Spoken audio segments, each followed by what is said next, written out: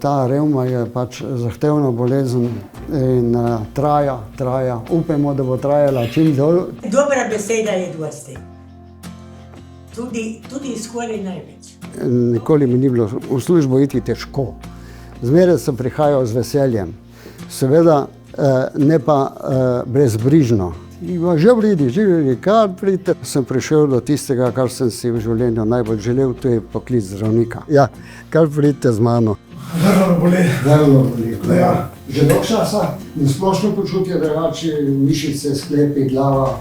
Ime mi je Matija Božič, zdravnik splošne medicine. Tukaj delam od leta 1980. Ta gospa z dihalno stisko je šla. Je dihala bistveno boljše, ne? Bistveno boljše. Ja. Človek iz ljudstva za ljudi. Tega mi še danes ni žal. Zdi se mi, da ste tudi malo znojeni.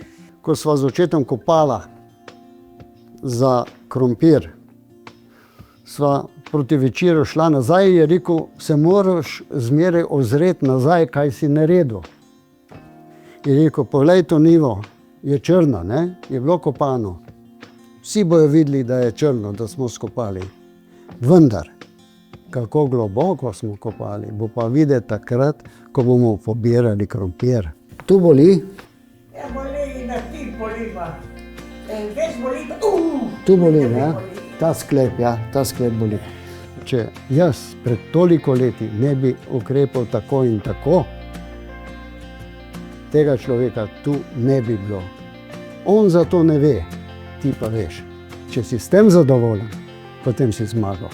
In ti reče, joj, gospod doktor, se spomnite pred 30 letmi, kaj ste mi rekel? Ma jaz vam tega nikoli ne bom pozabil. Bog vam daj zdravja. To so tiste majhne nagrade in če s tem nisi zadovoljen in zadoščen v svojih pričakovanjih, potem najbrž nisi rojen za splošnega zdravnika. Živijo. Ma res ste bili? Že v redu.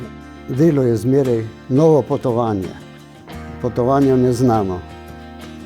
Ampak z upanjem, da bomo pa le prišli v Ameriko. Gospod, ki smo mu menjali kateter, tudi je šel in ni se pritoževal nad kakšnimi bolečinami. Kar je časa, ga porabiva za delo. Splošna ambulanta, družinska ambulanta, stoji in pade sestra. Hvala Bogu, imam sestro, ki si jo tudi želeti ne bo mogel boljše. To drugi je pa zdaj ob 11. Krasno. Mislim, vsaka medicinska sestra si lahko želi taka zdravnika. Nekdo zna narisati konja, jaz ga ne znam. Ne. Nekdo zapoje čudovito pesem, meni to ne gre. Mene boli bolečina sočloveka. Da še zmeraj prihajam sem, ker čutim, da sem potreben. Čutim, da sem tem ljudem nekaj dolžen. Tudi oni so meni veliko dali. To moje delo ni delo v klasičnem pomenu besede, ampak je način življenja. Se bojijo pač dneva, ko pošel. Pa zares? Vsak me vpraša, hvala Bogu, da ste že tukaj, koliko cajta pa boste še. Imel sem privilegij, da sem v življenju pospremil 4 otroke. Z mojo ženo, ki je tudi zdravnica, bi raj videla, da bi bil kakšno minuto več doma. Ja. Ampak, ko sem pa povedal, da grem v penzion, so pa rekli, mislim, da je bila glavna sestra, ja, v redu, penzion v petek, vendar pričakujem, da boste v ponedeljek tukaj. Ne? Ja, kaj sem hotel. Ne? Ja.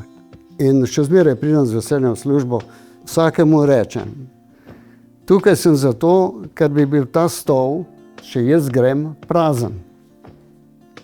Čakal bom toliko časa, da bo nekdo nanj sedel. Leta tečejo. Leta tečejo.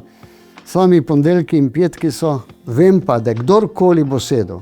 Tukaj je zdaj enih 5-6 mladih doktorc. Ena po ena krasni ljudje. In me nič ne skrbi, kdo bo sedel za mano na ta stol, ker vem, da bo to pravi doktor.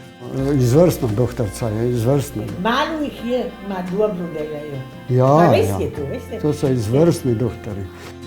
Bodite dobri zdravniki, bodite dobri bolnikom, bodite predvsem dobri ljudje.